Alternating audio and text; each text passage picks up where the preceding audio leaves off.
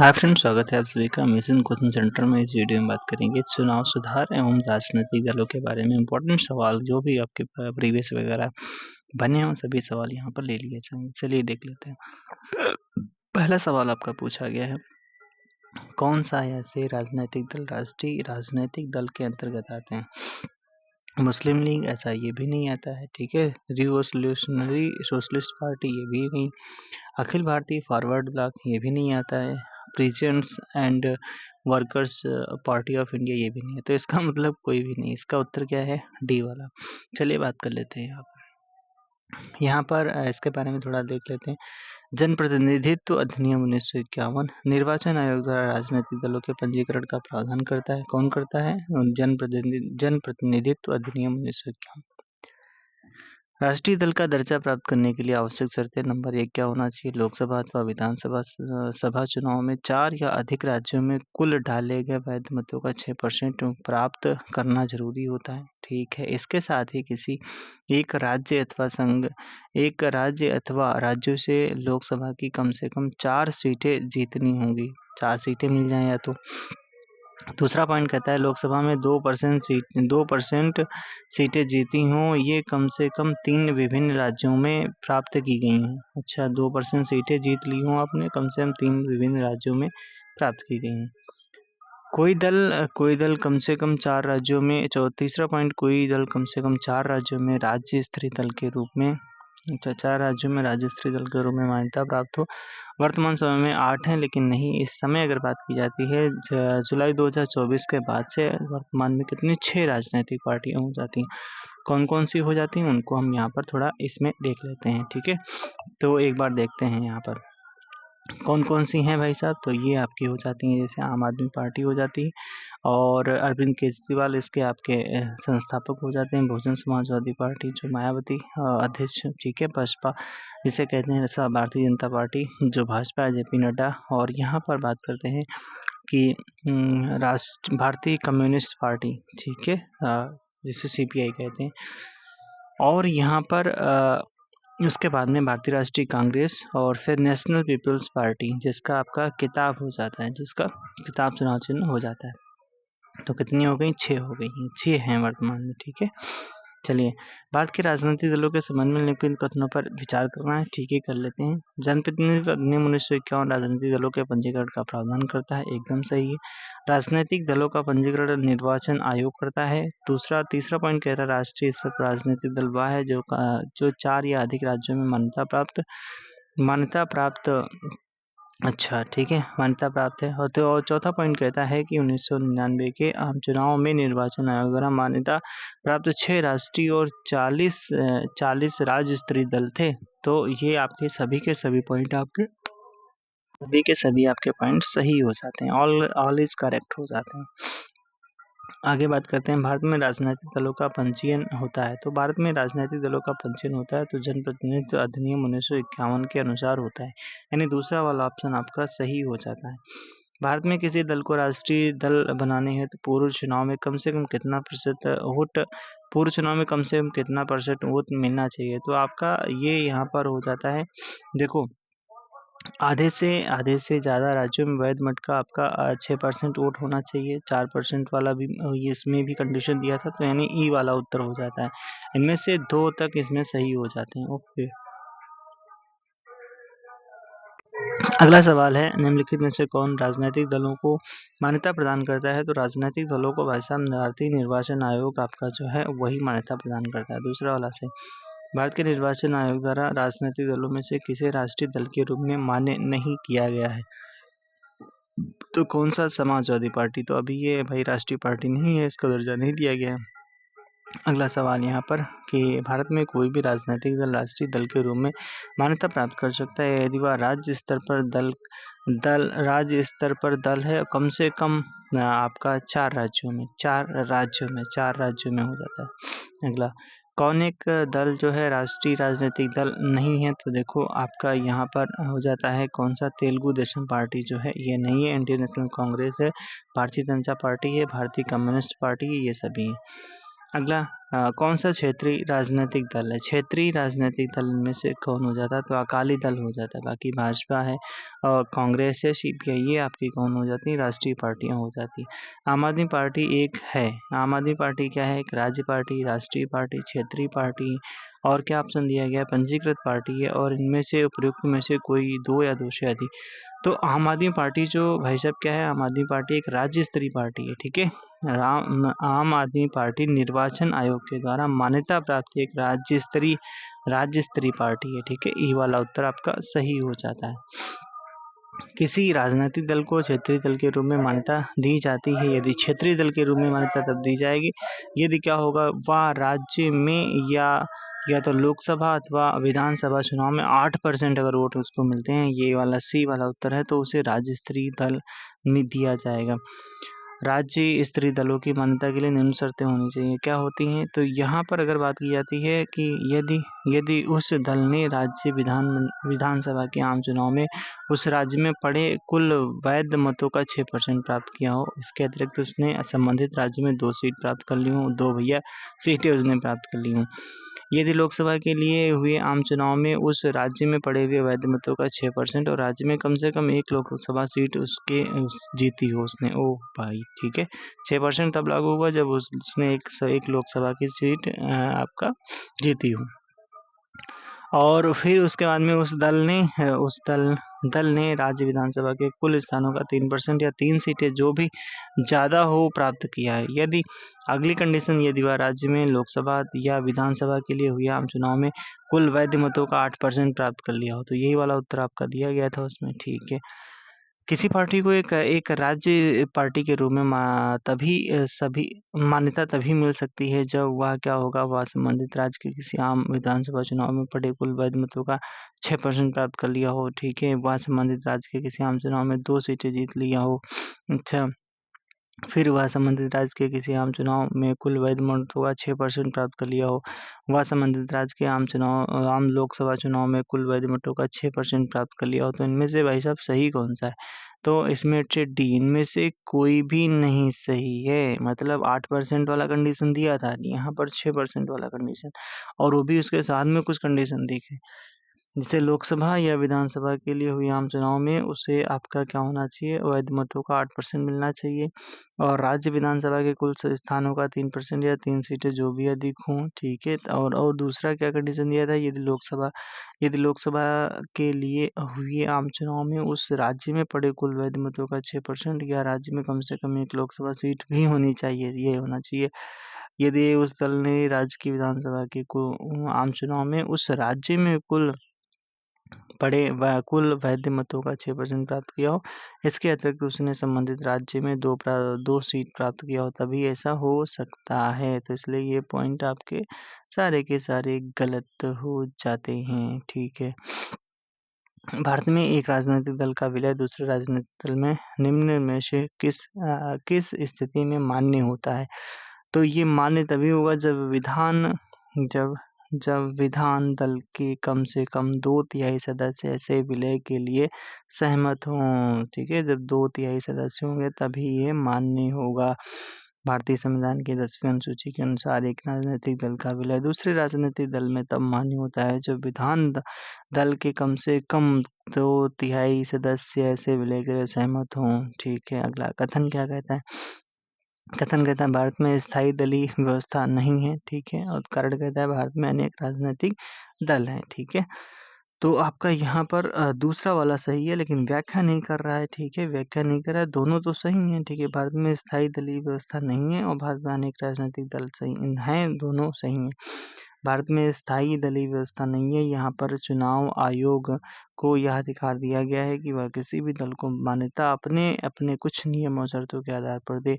भारत में दलों के कई स्तर हैं, जैसे राष्ट्रीय दल, राज्य स्तरीय दल तथा विहीन दल। इसके कारण दलों की संख्या बहुत अधिक है। कथन और कार्य दोनों सही हैं। भारत में बहुदलीय प्रणाली प्रचलित है, लेकिन कारण और कथन की सही व्याख्या नहीं करता है।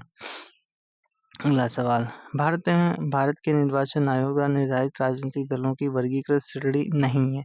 तो देखो राष्ट्रीय दल होते हैं, क्षेत्रीय दल होते हैं, पंजीकृत गैर मान्यता प्राप्त दल होते हैं, लेकिन राज्य द्वारा मान्यता प्राप्त दल नहीं होते हैं। ठीक है, ये वाला कंडीशन नहीं होता है। कौन सी दल प्रणाली प्रचलित है? तो बहुदलीय प्रणाली प्रचलित है। सी वाला उत्तर सही हो जाता है। भारत के निम्नलिखित राष्ट्रपतियों में से कौन भारत में ट्रेड यूनियन आंदोलन से संबंधित रहा है? कौन से राष्ट्रपति जो ट्रेड यूनियन से संबंधित रहे? तो वीवी गिरी जो है ट्रेड यूनियन से संबंधित रहे हैं।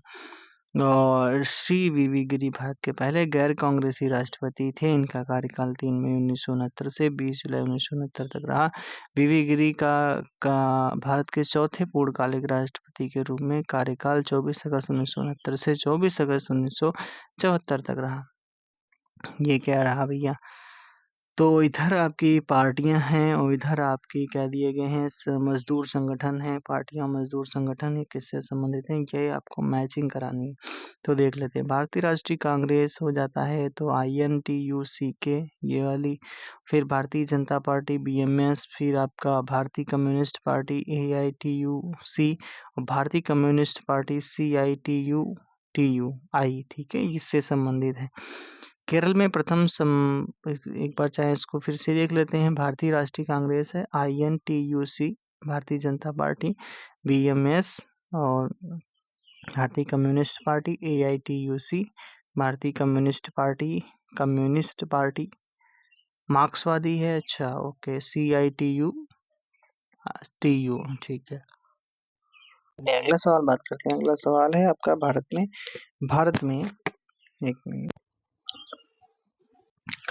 भारत में प्रथम साम्यवादी राज्य सरकार का गठन किया गया था। तो 1957 में किया गया था। और कहाँ पर किया गया था? 1957 में केरला में किया गया था। 5 अप्रैल 1957 को अवसान देश 31 जुलाई 1969 को हुआ था। इस सरकार में EMS नंबूदरीपाद थे। अच्छा, मुख्यमंत्री नंबूदरीपाद थे।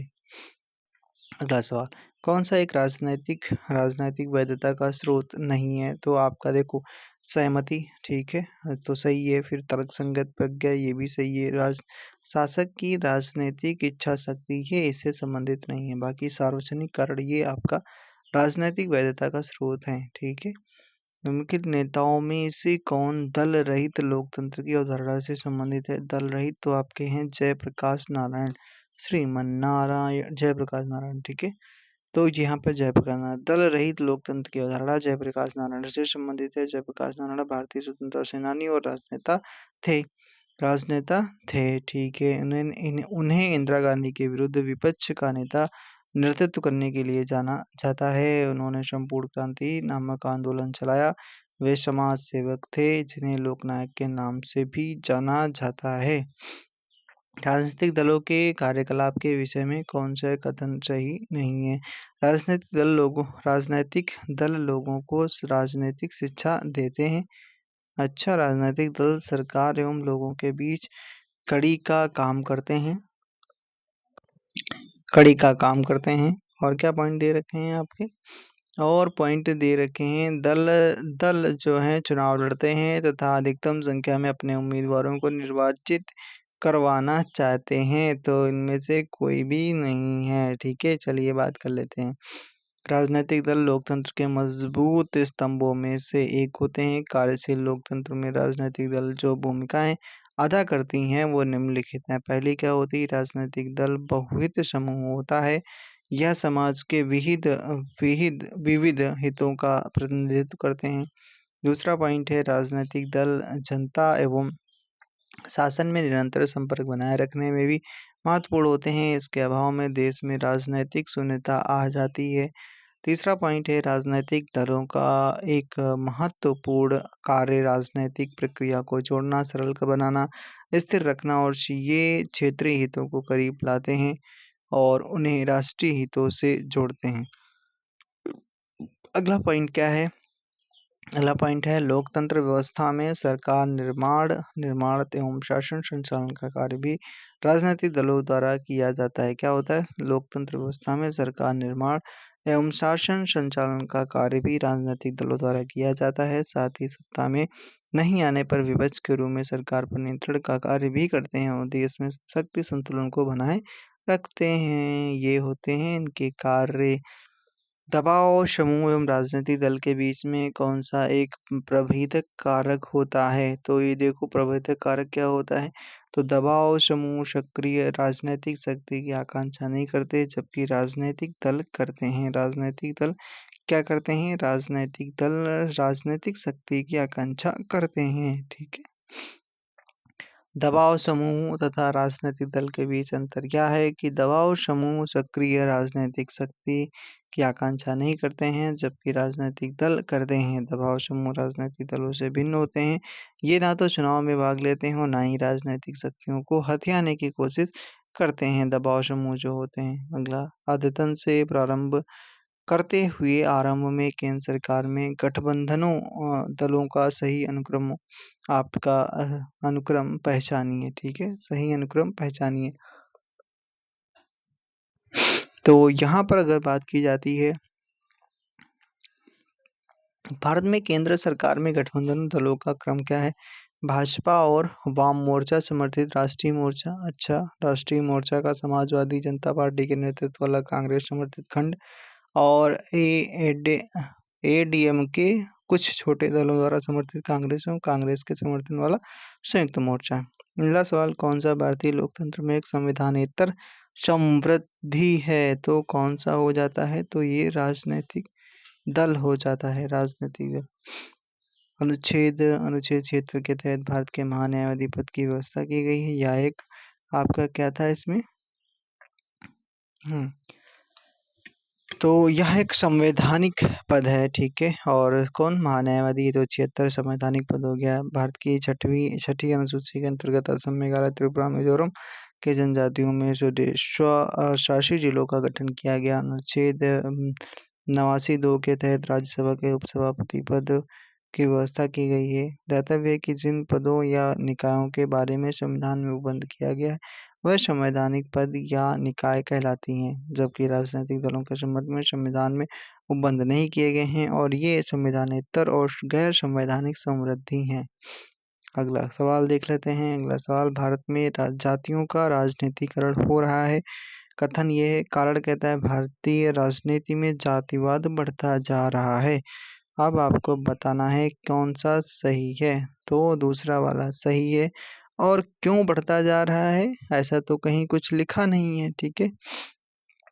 और यहाँ पर इसलिए दोनों सही हैं। भारत में जातियों का राजनीतिकरण हो रहा है, भारतीय राजनीति में जातिवाद बढ़ता जा रहा है, दोनों सही है, लेकिन आपकी व्याख्या नहीं कर रहे हैं, स्पष्टीकरण नहीं कर रहे हैं।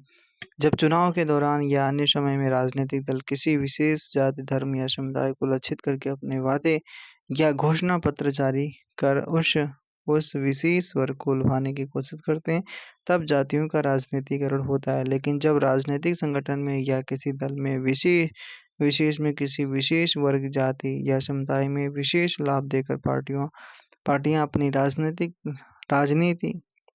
रणनीति तय करें, तब वह राजनीति में जातिवाद का बढ़ता हुआ स्वरूप होता है। ओके। अगला सवाल क्या है? भारतीय राजनीति के संबंध में कौन सा कथन सही है? तो योजना आयोग की जवाबदेही संसद के प्रति है। अच्छा, राष्ट्रपति दोनों सदनों के सत्राधीन न होने पर ही अध्यादेश जारी कर सकते हैं। उच्चतम न्यायालय के न्यायाधीश के रूप में न्यूनतम जो आयु 40 वर्ष है, ऐसा तो यार कहीं नहीं है। राष्ट्रीय विकास परिषद में केंद्रीय वित्त मंत्री और सभी राज्यों के मुख्यमंत्री होते हैं। तो किसमें से पूछा गया था भारतीय राजनीति के संबंध में कौन सा सही है? तो देखो, राष्ट्रपति जो है दोनों सदनों के सत्राधीन ना होने पर ही अध्यादेश जारी कर सकते हैं, तो दूसरा वाला आपका सही होता है। संसद के सत्र में ना रहने पर राष्ट्रपति को आर्टिकल 123 के अंतर्गत अध्यादेश जारी करने की शक्ति है।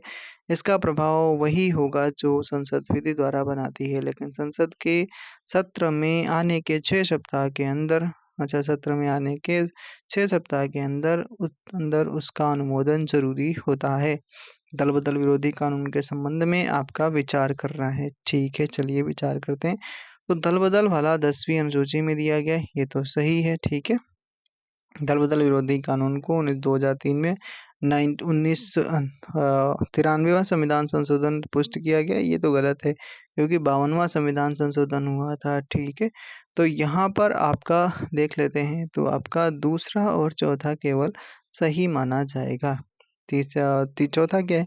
कानून विधायी सदन से संबंधित चेयरमैन या स्पीकर को दल बदल की स्थिति में अयोग्यता पर निर्णय करने का अधिकार होता है, ठीक है। चेयरमैन या स्पीकर को, ठीक है, स्पीकर को होता है। ओके, सही है, ये भी चौथा सही है और दूसरा सही है। पहला वाला सही नहीं है। दल बदल विरोधी कानून अधिनियम इंदिरा गांधी शासन के दौरान, अरे नहीं, राजीव गांधी शासन के दौरान आया था, ठीक है भाई साहब। अगले सवाल पे चर्चा करते हैं। यहाँ पर थोड़ा बात कर लेते हैं दल बदल विरोधी कानून, जो 52वें संविधान संशोधन 1985 द्वारा अधिनियमित किया गया है, इसे संविधान की 10वीं अनुसूची में स्थान दिया गया है। दल बदल कानून विधायी सदन से संबंधित चेयरमैन या स्पीकर को दल बदल की स्थिति में अयोग्यता पर निर्णय करने का अधिकार होता है। 91वां संविधान संशोधन अधिनियम 2003 द्वारा 10वीं अनुसूची के उपबंधों में से एक परिवर्तन किया गया था। एक उपबंध को समाप्त कर दिया गया, अर्थात अब विभाजन के मामले में दल बदल के आधार पर अयोग्यता नहीं माना जाएगा। अच्छा, किसी पार्टी के टिकट पर निर्वाचित सदस्य को दल-बदल से रोका जा सकता है, तो 52वां संविधान संशोधन 1985 का साथ जो राजीव गांधी के टाइम पर आया था। दल-बदल निरोधक कानून किस संविधान संशोधन? तो 52वां संविधान संशोधन आपका 1985 में आया था। दल-बदल जो आपका अधिनियम जिस तिथि को पारित हुआ था, वह कौन सी तिथि थी? 15 फरवरी का महीना था और 1985 था, ठीक है। 18 मार्च 1985 से लागू हो गया था। दल बदल विरोधी विधेयक के संबंध में क्या सत्य नहीं है? सत्य नहीं है, निगेटिव आपसे पूछा गया। या सांसद या विधायक अनर्ह ठहराया जाएगा यदि उसने उस दल की सदस्यता स्वेच्छापूर्वक त्याग दी हो जिससे वह संबंधित है। स्वेच्छापूर्वक अगर त्याग दिएगा तो फिर इस पे क्या लफड़ा है? कोई दिक्कत वाली बात नहीं है। निगेटिव पूछा गया, अच्छा तो सही है।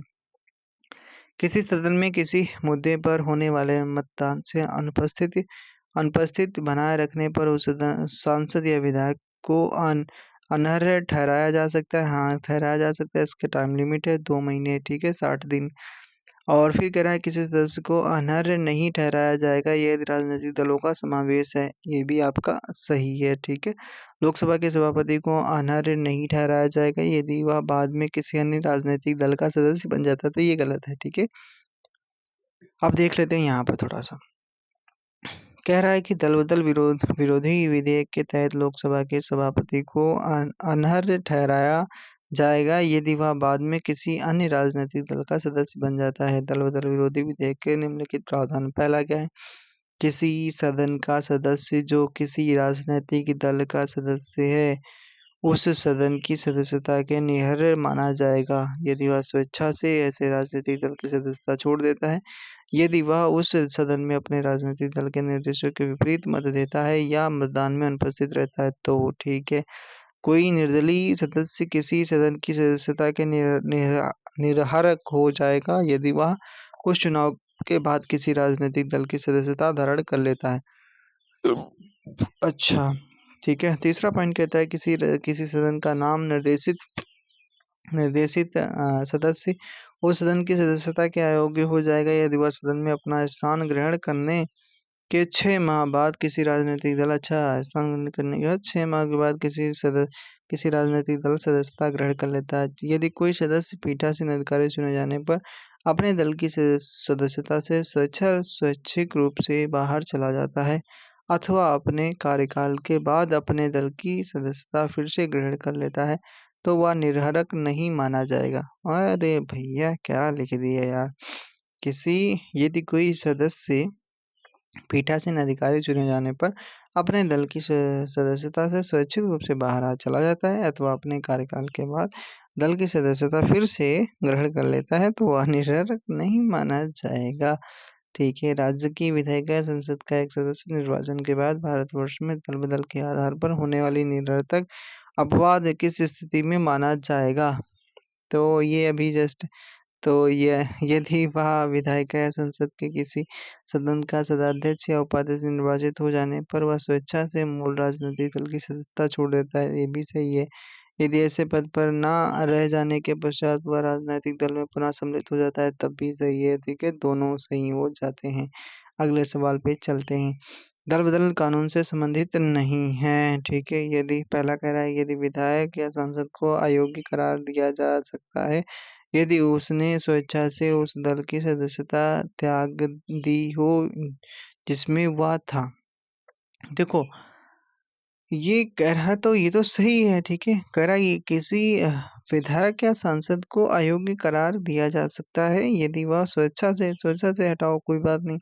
मुद्दे पर किसी मुद्दे पर सदन में मतदान के समय अनुपस्थित रहने पर सांसद अथवा विधायक को अयोग्य घोषित किया जाएगा। अ, फिर कह रहा है लोकसभा का अध्यक्ष अयोग्य घोषित नहीं होगा यदि वह बाद में किसी दूसरे दल की सदस्यता ग्रहण कर लेता है। अच्छा, फिर कह रहा है कि एक सदस्य को अयोग्य घोषित किया जाएगा यदि राजनीतिक दल का विलय हो जाता है। तो यही तो आपका है, ठीक है। डी वाला का नेगेटिव दिया गया, बाकी आपके सभी पॉजिटिव दिए गए। कथनों पर विचार करना है, चलिए विचार कर लेते हैं, ठीक है। और विचार करते करते लिखा है कतल बदल विरोधी कानून किसी निर्वाचित सदस्य पर अपने दल के सुस्पष्ट आदेश के विरोध में मत देने पर प्रतिबंध लगाता है। हाँ, ये तो सही है, ये तो सही है। दूसरा कह रहा है दल बदल विरोधी उपबंध उस समय लागू नहीं होते हैं जब किसी दल के 1/3 सदस्य दल के 1/3 नहीं, ठीक है, 2/3 सदस्य। तो ये तो गलत हो गया है, ठीक है। कि भारत के संविधान की निम्नलिखित में से कौन एक अनुसूची में दल बदल तो आपके 10वीं अनुसूची में बात की गई है, दल बदल के बारे में बात की गई है। फ्लोर क्रॉसिंग से क्या तात्पर्य है? फ्लोर क्रॉसिंग से तात्पर्य होता है कि संसद या विधानमंडल में एक दल के सदस्य दूसरे में सम्मिलित हो जाए। फ्लोर उसे क्या कहते हैं? उसे भैया कहते हैं फ्लोर क्रॉसिंग कहा जाता है। जब एक राजनीतिक दल का सदस्य संसद या विधानसभा में अपना दल छोड़ देता है और अन्य किसी दल में सम्मिलित हो जाता है, इसे फ्लोर क्रॉसिंग या डिफेक्शन या दल बदलना कहते हैं। निम्नलिखित कथनों पर विचार कीजिए। विचार करते हैं, ठीक है, विचार करते हैं। तो कह रहा है कि आपका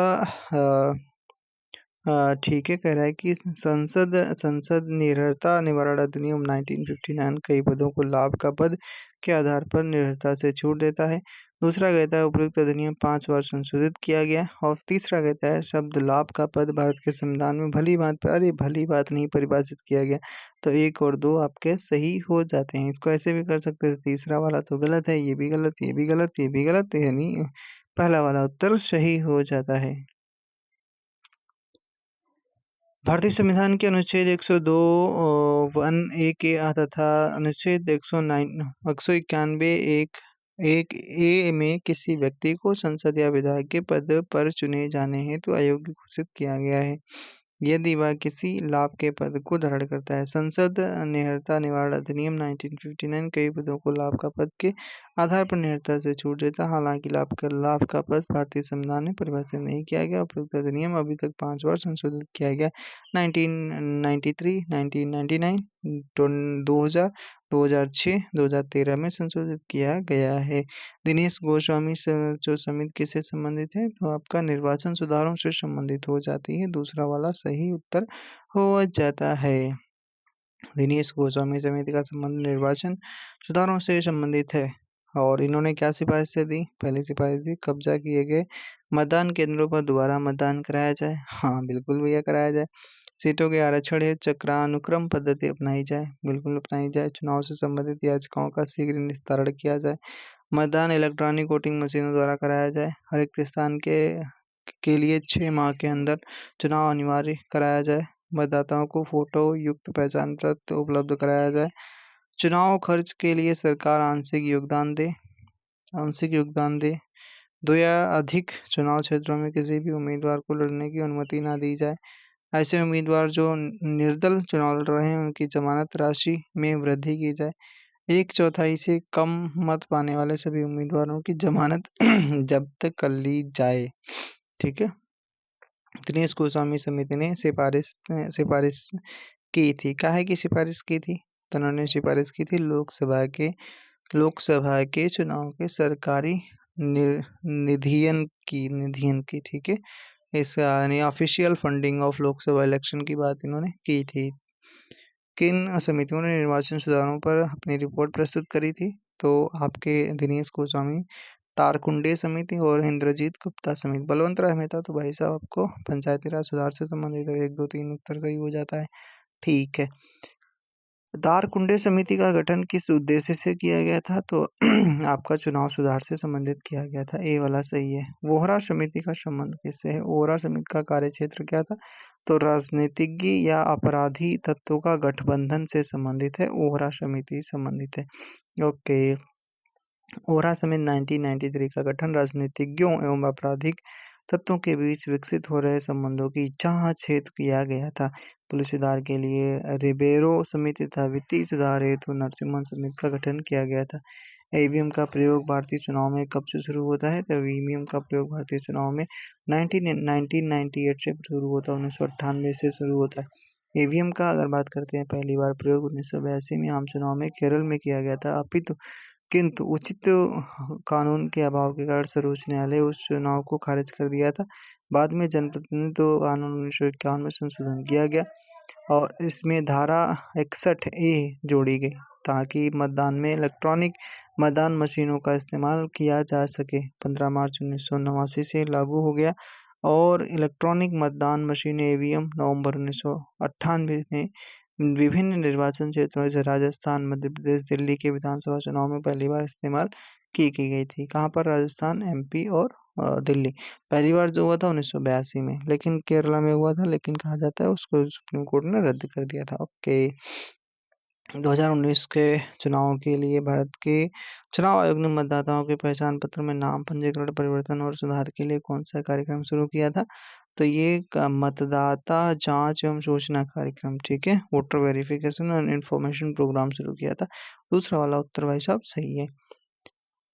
वीवीआईपी, ठीक है, voter verification and information program इन्होंने शुरू करा था। Okay okay okay okay. चुनावी बॉन्ड से संबंधित निम्नलिखित में से कौन सा सही नहीं है? चुनावी बॉन्ड से सवाल पूछा गया आपसे। चुनावी बॉन्ड, चुनावी बॉन्ड, चुनावी बॉन्ड, चुनावी बॉन्ड, तो देखो कौन सा सही नहीं है, ये देख रहा है। तो देखो भैया, चुनावी बॉन्ड केवल वह राजनीतिक दल प्राप्त कर सकता है जिसने पिछले लोकसभा चुनाव में कम से कम 1% वोट प्राप्त किया हो, ठीक है। स्टेट बैंक ऑफ इंडिया चुनावी बॉन्ड जारी करने के लिए एकमात्र अधिकृत बैंक है, ठीक है, एसबीआई है, ठीक है। चुनावी बॉन्ड्स का प्रावधान होने से राजनीतिक दलों को मिलने वाले नगद चंदे में कमी आएगी, ठीक है। ये वैधता अवधि समाप्त हो जाने के बाद भी चुनावी बॉन्ड जमा करके राजनीतिक दल भुगतान, अरे भैया,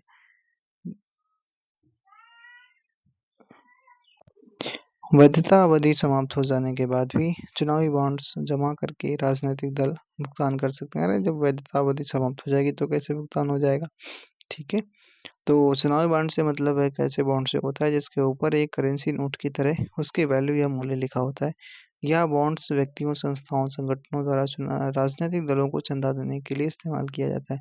चुनावी बॉन्ड से संबंधित तथ्य निम्नलिखित होते हैं। पहला तथ्य होता है भारत का कोई भी नागरिक या संस्था, कोई कंपनी चुनावी चंदे के लिए बॉन्ड्स खरीद सकेंगे, ठीक है।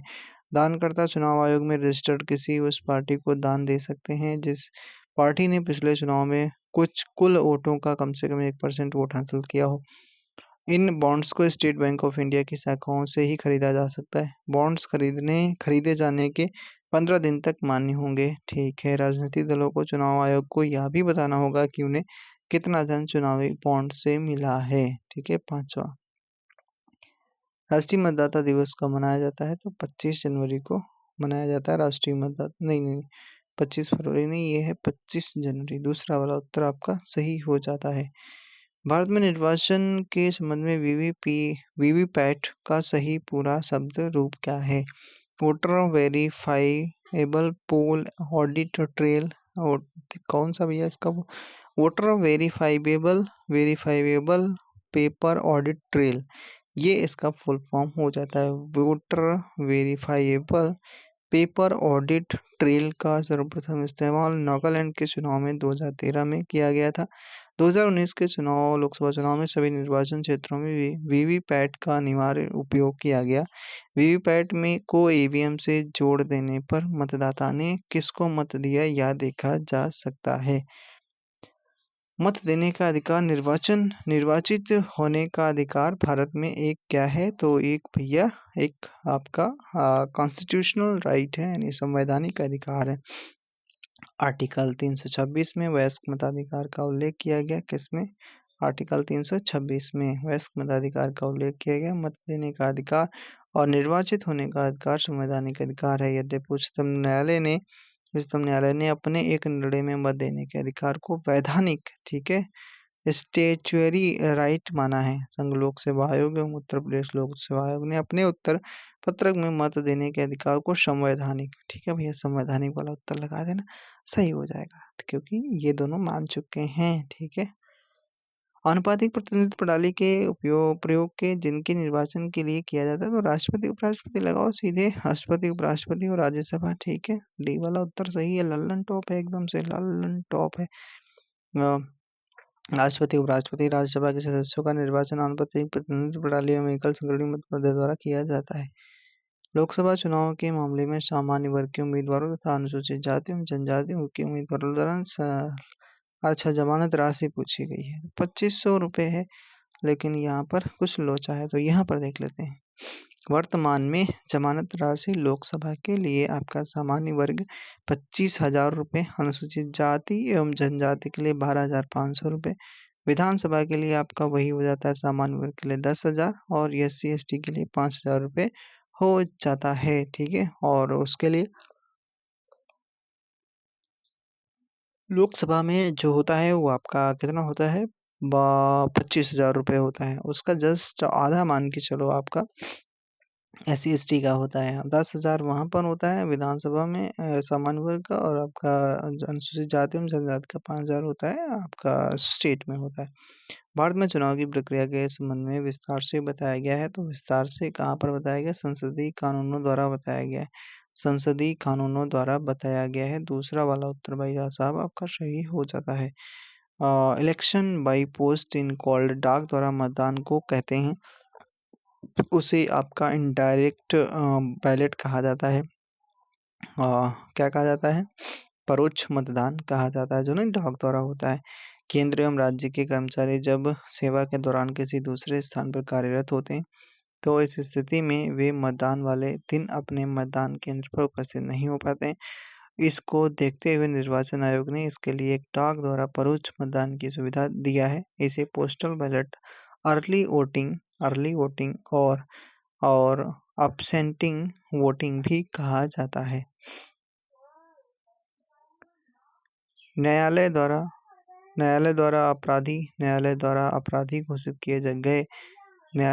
अपराधी घोषित किए गए व्यक्ति को चुनाव लड़ने के लिए अयोग्य करार देने का निर्णय किया गया है, तो ये संसद द्वारा किया गया। किसके द्वारा? संसद द्वारा किया गया। संसद ने न्यायालय द्वारा अपराधी करार किए गए व्यक्ति को चुनाव न लड़ने का फैसला किया है। जनप्रतिनिधित्व अधिनियम 1951 की धारा 8(3) के अनुसार 2 वर्ष या अधिक की सजा प्राप्त की व्यक्ति को 6 वर्षों की अवधि के लिए चुनाव लड़ने के लिए 6 वर्ष तक वो चुनाव नहीं लड़ सकता है। 2 वर्ष तक अगर उसको जेल हो जाती है, और यहाँ पर 2 वर्ष या अधिक की सजा हो जाती है उसे। कौन सी धारा? आपका धारा 8(3) के अनुसार। काहे की धारा? जनप्रतिनिधित्व अधिनियम 1951 की धारा 8(3) के अनुसार। नवयुवकों द्वारा 18 वर्ष की आयु पर मताधिकार का पहली बार प्रयोग किया गया था, 1989 में किया गया था। और ये आपका कौन सा संविधान संशोधन था? 61वां संविधान संशोधन 1989 के दौरान लोकसभा एवं विधानसभा चुनाव में नवयुवकों के लिए मतदान करने की उम्र 21 वर्ष से घटाकर 18 वर्ष कर दी गई। इसके उपरांत 1989 में हुए आम चुनाव में 18 वर्ष के नवयुवकों द्वारा मताधिकार पहली बार किया गया था। प्रत्येक व्यक्ति जो 18 वर्ष का है उसे जाति, धर्म, लिंग, साक्षरता अथवा संपदा आदि इत्यादि के आधार पर कोई भी भेदभाव किए बिना मतदान करने का अधिकार दिया गया है। लोकसभा भारत के विविध निर्वाचनों के लिए कौन सी निर्वाचन प्रणालियां स्वीकृत की गई हैं? तो कौन सी निर्वाचन प्रणालियां स्वीकृत की गई हैं? तो एकल संक्रमण मत पद्धति, तो दूसरा वाला सही है। आनुपातिक प्रतिनिधित्व की सूची प्रणाली, अप्रत्यक्ष निर्वाचन की संचयी प्रणाली, तो यहाँ पर 1 और 2 केवल सही है, ठीक है। जैसे आपका वयस्क मताधिकार के आधार पर प्रत्यक्ष निर्वाचन, ये तो सही है। एकल संक्रमणी मत के आधार पर आनुपातिक प्रतिनिधित्व प्रणाली, ये भी सही है। आनुपातिक प्रतिनिधित्व की सूची प्रणाली, ये गलत है। अप्रत्यक्ष निर्वाचन की संचय प्रणाली, ये भी गलत है। ठीक है, तो 1 और 2 केवल सही हो जाते हैं। भारत में निर्वाचन की प्रत्यक्ष और अप्रत्यक्ष दोनों ही निर्वाचन प्रणालियां अपनाई गई हैं।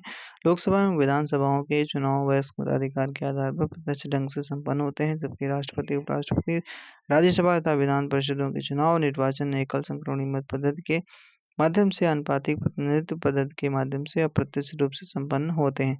कौन सा भारत की निर्वाचन प्रणाली का सर्वोत्तम वर्णन करता है? तो भारत की निर्वाचन प्रणाली का सर्वोत्तम वर्णन करता है तो ये होता है first past the post system, ये वाला first past the post system, सर्वाधिक मत से जीत वाली प्रणाली, first past the post system, ये वाला उत्तर आपका सही हो जाता है। इसे बहुलवादी व्यवस्था भी कहते हैं। भारतीय संविधान इसी विधि को स्वीकार करता है। यद्यपि भारत के संविधान में समानुपातिक प्रतिनिधित्व प्रणाली को केवल अप्रत्यक्ष चुनाव के लिए सीमित रूप राष्ट्रपति, उपराष्ट्रपति, राज्यसभा, विधान परिषद चुनाव में अपनाया गया है। भारत के संविधान में वृहत स्तर पर प्रत्यक्ष चुनाव में सर्वाधिक वोट पाने वाले व्यक्ति को ही यह सीट मिलती है, जीत जाता है। ठीक है, परसीमन आयोग के संबंध में विचार करना है। परसीमन आयोग के आदेशों को किसी न्यायालय में चुनौती नहीं दी जा सकती है। ओ भैया, किसी में नहीं दी जा सकती है। ठीक है, सही है। परसीमन आयोग के आदेश जब लोकसभा अथवा राज्य विधानसभा के सम्मुख रखे जाते हैं, उन आदेशों में कोई संशोधन नहीं किया जा सकता, ये भी सही है। दोनों सही है। ठीक है, अनुच्छेद 82 के अनुसार अधीन प्रत्येक जनगणना की समाप्ति पर राज्यों को लोकसभा में स्थानों का आवंटन और प्रत्येक राज्य के प्रादेशिक निर्वाचन क्षेत्रों में विभाजन का ऐसे प्राधिकारी द्वारा और ऐसी रीति से पुनः राज्य के प्रादेशिक क्षेत्रों में विभाजन का ऐसे प्राधिकारी द्वारा और ऐसी रीति से पुनः समायोजन किया जाएगा जो संसद द्वारा अवधारित करें। संसद ने जनप्रतिनिधित्व अधिनियम 1950 तथा परसीमन आयोग अधिनियम 1952, 63, 73, 2002 परसीमन आयोग बनाए हैं। इससे निर्वाचन का ढंग विहित किया गया है। निर्वाचन से संबंधित विभिन्न निर्वाचन क्षेत्रों की रचना और उनके परिसीमन किया जाता है। परसीमन आयोग के आदेश जब लोकसभा तथा राज्य विधानसभा के सम्मुख रखे जाते हैं, तब उन पर आदेशों में संशोधन नहीं किया जा सकता। परसीमन आयोग के आदेशों को किसी न्यायालय में चुनौती नहीं दी जा सकती है। अनुसूचित जातियों एवं जनजातियों के लिए आरक्षित निर्वाचन क्षेत्रों का परिसीमन एवं निर्वाचन क्षेत्रों का निर्धारण करने किसके द्वारा किया जाता है? तो परिसीमन आयोग के द्वारा किया जाता है। ठीक है भाई साहब, अगला सवाल। लोकसभा की 543 निर्वाचित सीटों में 84 सीटें एससी यानी अनुसूचित जातियों तथा 44 सीटें अनुसूचित जनजातियों के लिए आरक्षित हैं। ठीक है, और क्या बताया गया इसमें? तो यह बताया गया है आपका कि हाँ, दूसरा क्या कह रहा है? किसी निर्वाचन क्षेत्र को आरक्षित करने का निर्णय परिसीमन आयोग द्वारा किया जाता है। अच्छा, परिसीमन आयोग की नियुक्ति लोकसभा के स्पीकर द्वारा की जाती है। आप देख लेते हैं इनमें से कौन से आपके सही हैं। तो 1 और 3 गलत है भाई साहब, और केवल 2 सही है। ठीक है, केवल 2 सही है, बाकी सब लफड़ा है। ठीक है, किसी निर्वाचन क्षेत्र को आरक्षित करने का निर्णय परिसीमन आयोग द्वारा लिया जाता है, सही है। और परिसीमन आयोग की नियुक्ति लोकसभा स्पीकर के द्वारा की जाती है, गलत है। ठीक है, आगे बात करते हैं। यहाँ पर जो बताया गया है वो आपका 47 सीटें आरक्षित की गई किसके लिए? एसटी के लिए। 84 सीटें आपकी एससी के लिए आरक्षित की गई। 543 सीटें आपका लोकसभा में हैं। निर्वाचन क्षेत्रों का सीमांकन करता है परिसीमन आयोग करेगा। ठीक है, भारत में पहला परिसीमन आयोग किस वर्ष में गठित किया गया था? 1952 में गठित किया गया था। भारत में निर्वाचन सरकार इलेक्टोरल गवर्नमेंट के विषय में कौन सा विषय सही नहीं है? कौन सा विषय भाई साहब सही नहीं है? ठीक है, तो देख लेते हैं एक बार इसको, कौन सा सही नहीं है तो देख लेते हैं। कह रहा है कि निर्वाचनों का अधीक्षण, निर्देशन, नियंत्रण भारत के निर्वाचन आयोग में निहित होता, सही है। प्रत्येक प्रादेशिक निर्वाचन क्षेत्र के लिए एक सामान्य निर्वाचन नामावली है, ये भी सही है। संसद के पास निर्वाचन क्षेत्रों के परिसीमन संबंधी कानून बनाने की शक्ति है, संसद की बिल्कुल है। और आखिरी वाला है, भारत के उच्चतम न्यायालय को निर्वाचन क्षेत्रों के परिसीमन संबंधी कानून की वैधता की समीक्षा करने का अधिकार है, किसी को नहीं है यार। डी वाला गलत हो गया। ठीक है, चुनौती नहीं दी जा सकती है, अभी ऊपर पढ़ा गया था यार। ठीक है, कौन सा सही है, कौन से कथन सही है? कौन से भाई साहब कथन सही हैं? तो पहला कथन दिया गया, भारत में पंजीकृत मतदाता भारत के किसी भी निर्वाचन क्षेत्र में लोकसभा के लिए चुनाव लड़ सकता है। एकदम सही है, सही बात है। लोक प्रतिनिधित्व अधिनियम 1951 के अनुसार यदि कोई व्यक्ति किसी अपराध के लिए दोषी है, उसने 2 वर्ष या अधिक के कारावास का दंडादेश दिया गया है, तो वह चुनाव लड़ने के लिए अनर्हता होगी, मतलब नहीं लड़ सकता। तो दोनों सही है, अभी ऊपर बढ़ाया गया था। और 6 वर्ष के लिए उसे बैन कर दिया जाएगा। 6 वर्ष तक वो नहीं लड़ सकता चुनाव, बिल्कुल नहीं लड़ सकता। नहीं लड़ सकते तो नहीं लड़ सकते। बाद में निर्वाचनों के लिए मतदान खर्च पर पुनरीक्षित अधिकतम सीमा के संबंध में कौन सा कथन सही है? तो इसको हम यहाँ पर देख लेते हैं, करंट वाला। तो देख लेते हैं, भारत में निर्वाचनों के लिए मतदान खर्च को बढ़ाने के लिए फरवरी 2014 में केंद्रीय मंत्रिमंडल ने चुनाव आचार संहिता 1961 में संशोधन का अनुमोदन किया, क्योंकि मतदान केंद्र मतदाताओं की संख्या और महंगाई को मुख्य कारण बताया गया। इस संशोधन के बाद लोकसभा उम्मीदवार अपने क्षेत्र में चुनाव प्रचार संबंधी कार्यों पर 95 लाख रुपए खर्च कर सकेगा, जबकि विधानसभा उम्मीदवार अपने क्षेत्र में चुनाव प्रचार के लिए 40 लाख। तो 95 लाख जो लोकसभा वाला है कर सकता है, और विधानसभा वाला जो उम्मीदवार है वो 40 लाख खर्च कर सकता है। सब अद्दा पौम चलेगा, ठीक है। ठीक है।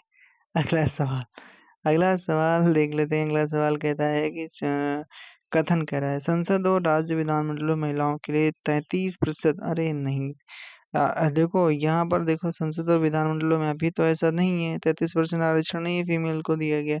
अभी जस्ट आया है 30% के लिए, जो 106वां संविधान संशोधन 2026 से लागू हुआ।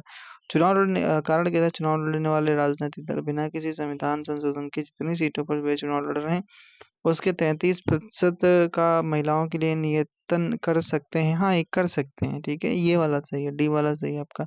तो दूसरा वाला सही है। संसद और राज्य विधानमंडलों में कुछ विशेष वर्गों हेतु स्थानों के आरक्षण के लिए भारतीय संविधान के भाग 16 में अनुच्छेद 330 से 334 तक प्रावधान किया गया।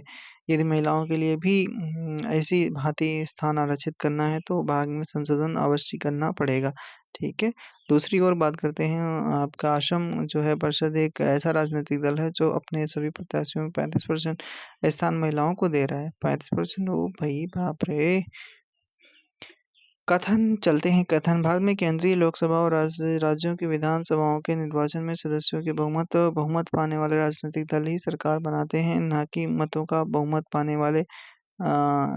पाने वाले, ठीक है। तो ये आपका क्या हो जाता है, तो ये आपका सही है, ए वाला तो सही है। आर बात करते हैं, बहुमत प्रणाली पर आधारित निर्वाचनों में प्राप्त मतों की अपेक्षित बहुलता के आधार पर ही परिणाम का निर्णय होता है, तो ये गलत है। दूसरा वाला आपका दूसरा वाला गलत हो जाता है, आर गलत हो जाता है, ठीक है, आर गलत हो जाता है। भारत की लोकसभा संसद का निम्न सदन है तथा राज्य विधानसभाओं के चुनाव में निर्धारित कुल सीटों में से सदस्यों का बहुमत प्राप्त करने वाले राजनीतिक दल गठबंधन ही सरकार बना पाते हैं। बहुमत प्रणाली पर आधारित चुनाव में सर्वाधिक मत प्राप्त करने वाले प्रत्याशी ही विजयी होते हैं, ठीक है। मतों की अपेक्षित बहुलता प्रतिशत के आधार पर प्रत्याशियों की हार जीत निश्चित नहीं करती है। निम्नलिखित कथनों पर विचार करना है, कथन और करण। भारत में लिखित संविधान है, ये कहता है कथन। दूसरा करण कहता है, शक्तिशाली क्षेत्रीय दलों का विकास क्षेत्रीय आकांक्षाओं का संकेतक होता है। शक्तिशाली क्षेत्रीय दलों का विकास क्षेत्रीय आकांक्षाओं का संकेतक होता है। तो देखो दोनों भाई साहब सही हैं, लेकिन व्याख्या नहीं कर रहे हैं सही से, व्याख्या आपकी नहीं कर रहे हैं, तो दूसरा वाला उत्तर सही हो जाता है। बाद में निर्वाचन प्रक्रम के आरंभ के विषय में निम्नलिखित में से कौन सा सही है, कौन सा सही है? तो देखो यही वाला सही। कौन सा, निर्वाचन आयोग द्वारा निर्वाचन की सिफारिश को राष्ट्रपति अथवा राज्य के राज्यपाल द्वारा निर्वाचन की अधिसूचना जारी किया जाना, तो आपका सी वाला उत्तर सही हो जाता है। जनप्रतिनिधि अधिनियम 1951 के अनुसार निर्वाचन की सिफारिश चुनाव आयोग करता है तथा उसके आधार पर भारत का राष्ट्रपति तथा राज्यों के राज्यपाल चुनाव की अधिसूचना जारी करते हैं, जिसके बाद निर्वाचन आयोग अन्य कार्यों को संपन्न कराता है। ओम मंगलम भगवान विष्णु महेश। भारत में राष्ट्रपति के चुनाव में राज्य की विधानसभा के प्रत्येक निर्वाचित सदस्य के वोटों की संख्या उस राज्य की जनसंख्या को विधानसभा के कुल निर्वाचित सदस्य संख्या द्वारा विभाजित कर प्राप्त भागफल के 1000 के गुणकों के बराबर होती है। वर्तमान स्थिति 1997 में जनसंख्या में से तात्पर्य किस वर्ष की जनगणना ली जाती है? तो 1971 वाली जनगणना ली जाती है। इसी के आधार पर तो चुनाव होता है। अब दो वर्तमान में लोकसभा तथा विधानसभा की सीटों की संख्या को 2026 तक के लिए यथावत रखा गया। 2026 में बदला जाएगा, फिर से बदला जाएगा। चलिए अगला सवाल बात करते हैं। अगला सवाल आपके दिए गए हैं, भारत में निर्वाचनों के संबंध में कथन दिए गए तो देख लेते हैं। संविधान उपबंध कराता है कि लोकसभा और राज्यों की विधानसभाओं के लिए निर्वाचन निर्वाचन सार्वत्रिक वयस्क मताधिकार के आधार पर कराए जाने हैं। बिल्कुल सही है। संविधान अनुबंध करता है कि संसद और विधानसभाओं के निर्वाचनों के लिए अलग अलग निर्वाचन नामावली होनी चाहिए। ये गलत है, ठीक है। लोकसभा और राज्यों की विधानसभाओं के लिए निर्वाचन सार्वत्रिक वयस्क मताधिकार के आधार पर कराए जाते हैं। वयस्क मताधिकार की उम्र 18 वर्ष है। 61वें संविधान संशोधन द्वारा ये किया गया था। संसद और राज्य विधानसभाओं के निर्वाचन के लिए एक ही निर्वाचक नामावली होती है। मतदाताओं को पहचान पत्र देने का प्रावधान कहाँ किया गया है? तो ये किया गया है कौन सा? तो जनप्रतिनिधित्व अधिनियम 1958 में किया गया है। किसमें? 1958 में किया गया। निम्न के कथनों पर विचार करना है। ओपिनियन पोल चुनाव के पूर्व वास्तविक मतदान के पहले झुकाव को जानने का एक माध्यम है। एग्जिट पोल मतदान के उपरांत संचालित होते हैं। हाँ, ये तो सही। एग्जिट पोल को ऐसा इसलिए कहा जाता है क्योंकि यह जो होता है वो एग्जिट पोल इसलिए कहा जाता है क्योंकि यह जो मतदान केंद्र से बाहर निकलने वाले व्यक्तियों के ऊपर निर्भर करता है। ठीक है, एग्जिट पोल। अच्छा, फिर कह रहा है कि आपका ओपिनियन पोल एग्जिट पोल के मुकाबले बहुत विश्वसनीय नहीं है। तो आपके चारों के चारों पॉइंट सही हैं, ठीक है। सही है।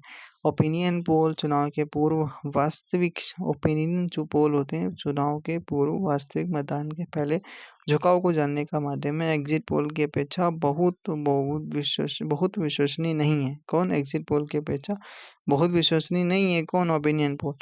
और एग्जिट पोल मतदान के उपरांत संचालित होते हैं। एग्जिट पोल इसलिए कहा जाता है क्योंकि यह मतदान केंद्र से बाहर निकलने वाले व्यक्तियों का उत्तर होता है। भारत में ओपिनियन पोल पर रोक है, पर एग्जिट पोल पर कोई प्रतिबंध नहीं है। अच्छा, निर्गत मत सर्वेक्षण जिसे क्या बोलते हो अभी आप? एग्जिट पोल के संबंध में कौन सा कथन आपका सही है? तो यहाँ निर्गत मत सर्वेक्षण अभिव्यक्ति का प्रयोग मतदाताओं के उस निर्वाचनोत्तर सर्वेक्षण को व्यक्त करता है जिससे यह पता चले कि मतदाताओं ने अपने मताधिकार का प्रयोग किस प्रत्याशी के पक्ष में किया है। तो पहला वाला ही उत्तर आपका सही हो जाता है। संसद के सदस्य की निर्भरताओं से संबंधित प्रश्न का विनिश्चय करते समय राष्ट्रपति निम्नलिखित में से किसकी राय प्राप्त करेगा? संसद के सदस्य की निर्भरताओं से संबंधित तो किसकी राय लेगा? तो ये भारत के निर्वाचन आयोग की राय लेगा। ठीक है, भारत के निर्वाचन आयोग की राय लेगा। ले लो भैया, राय ले लो। ठीक है, कथनों पर विचार करना है। चलिए भाई साहब विचार कर लेते हैं। पहला कह रहा है कि भारत में कोई कानून नहीं है जो प्रत्याशियों को किसी एक या लोकसभा चुनाव में 3 निर्वाचन क्षेत्रों से लड़ने से रोकता है। अरे नहीं यार, नहीं लड़ सकते। 1991 के लोकसभा चुनाव में श्री देवीलाल ने 3 लोकसभा चुनाव के लिए लड़ा था। ये भी गलत हो जाता है। और फिर कहता है वर्तमान नियमों के अनुसार यदि कोई प्रत्याशी किसी एक लोकसभा चुनाव में कई निर्वाचन क्षेत्रों से चुनाव लड़ता है तो उसकी पार्टी को उस निर्वाचन क्षेत्रों के उपचुनाव का खर्च उठाना चाहिए जिन्हें उसने खाली किया है, बशर्ते वह सभी निर्वाचन क्षेत्रों से विजयी हुआ हो। तो ये सही है। ठीक है, जब वो विजयी हो गया हो तो सब खर्चा झेलना पड़ेगा उसी पार्टी के जो जिस पार्टी से वही बंदा खर्चा झेलेगा। ठीक है। जनप्रतिनिधित्व अधिनियम 1951 की धारा 33 में वर्ष 1996 संशोधन द्वारा असीमित क्षेत्रों से चुनाव लड़ने पर प्रतिबंध लगा दिया गया है। अच्छा, 1996 संशोधन अधिनियम की धारा 33(7) के अधीन कोई उम्मीदवार एक साथ अधिकतम 2 सीटों पर ही चुनाव लड़ सकता है। ठीक है। 1991 के लोकसभा में श्रीदेवी ने 3 लोकसभा निर्वाचन क्षेत्रों से चुनाव लड़ा था। ये कथन आपका सही है। ठीक है। वर्तमान नियमों के अनुसार निर्वाचन क्षेत्रों के सामान्य चुनाव या उपचुनाव का खर्च निर्वाचन आयोग के माध्यम से सरकार को उठाना पड़ता है। तो ये आपका गलत है, सरकार को थोड़ी ना उठाना पड़ता है। अच्छा, ठीक है। आगे बात करते हैं, लोकसभा के निर्वाचन के लिए नामांकन पत्र की बात करते हैं। तो नामांकन पत्र की जब बात की जाती है तो यहाँ पर आपका सी वाला उत्तर सही हो जाता है। भारत के किसी नागरिक द्वारा जिसका नाम निर्वाचन क्षेत्र की सूची में है, दाखिल किया जा सकता है। बिल्कुल दाखिल करो, लड़ो चुनाव, सब लोग लड़ो, ठीक है, जिनको जिनको लड़ना है। 1951 को वर्ष 2003 में संशोधित कर ऐसे किया गया था। चुनाव अभिकथन कहता है, चुनाव की घोषणा होते ही राजनीतिक दलों को आदर्श आचार संहिता का पालन करना होता है। सही है, आदर्श आचार संहिता को संसद ने अधिनियमित किया था। तो ये आपके ई वाला सही है, लेकिन आर वाला गलत हो जाता है। आमतौर पर निर्वाचन आयोग चुनाव प्रक्रिया की शुरुआत के कुछ सप्ताह पहले एक संवाददाता सम्मेलन में चुनाव की घोषणा करता है। इस घोषणा के उपरांत उम्मीदवारों एवं राजनीतिक दलों का चुनाव आचार संहिता तत्काल लागू हो जाती है। चुनाव प्रचार के दौरान चुनाव लड़ने वाले राजनीतिक दलों एवं उम्मीदवारों से यह अपेक्षा की जाती है कि निर्वाचन आयोग द्वारा लगाए गए आदर्श आचार संहिता का पालन करें। आदर्श आचार संहिता का निर्माण संसद द्वारा नहीं किया जाता, बल्कि यह सभी राजनीतिक दलों की सहमति से बनी और विकसित हुई है। डिलिमिटेशन, अच्छा, परिसीमन के बाद यूपी में निर्वाचनों की संख्या के अनुसार सबसे बड़ा लोकसभा निर्वाचन क्षेत्र कौन सा हो जाता है? उन्नाव हो जाता है। ओह, उन्नाव, ओहो, ये उन्नाव। अगर बात करते हैं वर्तमान में बात करते हैं, वर्तमान में निर्वाचकों की संख्या के आधार पर उत्तर प्रदेश का सबसे बड़ा लोकसभा निर्वाचन क्षेत्र गाजियाबाद है, और भारत में सबसे बड़ा लोकसभा निर्वाचन क्षेत्र लद्दाख है क्षेत्रफल की दृष्टि से, ठीक है। एनआरआई द्वारा भारत में निर्वाचनों में पात्र मतदाता होने के लिए निम्नलिखित में से कौन सी शर्तें पूरी होनी चाहिए? तो देखो कौन सी, अपने मताधिकार का प्रयोग करने के लिए उन्हें अपने मूल स्थान में शारीरिक रूप से मौजूद होना ही चाहिए, बिल्कुल सही है। फिर फिर कह रहा है कि एनआरआई चाहे उन्होंने दूसरे देशों की नागरिकता प्राप्त की हो या नहीं, मत देने के पात्र हैं, ये गलत है, ठीक है, ये गलत हो जाता है। एनआरआई को निर्वाचन पंजीकरण कार्यालय के साथ फॉर्म 6(1) मतलब भर कर पंजीकृत होना होता है, ये सही है। हाँ, ठीक है, ओके। प्रवासी भारतीय लोकसभा चुनाव में किन परिस्थितियों में मताधिकार का प्रयोग कर सकते हैं? प्रवासी भारतीय, जैसे प्रवासी पक्षी होते हैं वैसे प्रवासी भारतीय होते हैं, ठीक है। वे अवश्य ही भारत के नागरिक हों, ठीक है, तब तो कर सकते हैं। उनके नाम निर्वाचक नामावली में अवश्य हों, वोट डालने के समय भारत में वे अवश्य उपस्थित हों, तभी कर सकते हैं। तीनों पॉइंट आपके सही हैं। निम्नलिखित घटनाओं पर विचार कीजिए। भारत में चौथा आम चुनाव, फिर फॉर्मेशन ऑफ हरियाणा स्टेट, फिर आपका मैसूर राज्य का नाम बदल कर कर्नाटक राज्य रखना, और मेघालय त्रिपुरा का पूर्ण राज्य बनना। तो ये इनका प्रश्न पता तभी हो पाएगा। तो देखो, आम चुनाव आपका 1951 में होता है पहला आम चुनाव, और चौथा आम चुनाव होता है 1967 में होता है। हरियाणा गठन 1966 में होता है। मैसूर राज्य का नाम 1973 में बदलकर कर्नाटक करा गया, और मेघालय त्रिपुरा राज्य गठन 1972 में इन्हें पूर्ण राज्य का दर्जा दिया गया। भारतीय संविधान के अंतर्गत प्रथम आम चुनाव 1952 में हुए, ठीक है, अभी ऊपर बढ़ा गया था 1952।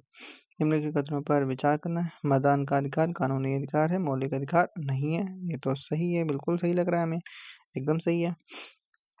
संपत्ति का अधिकार मौलिक अधिकार नहीं है, ये भी सही है।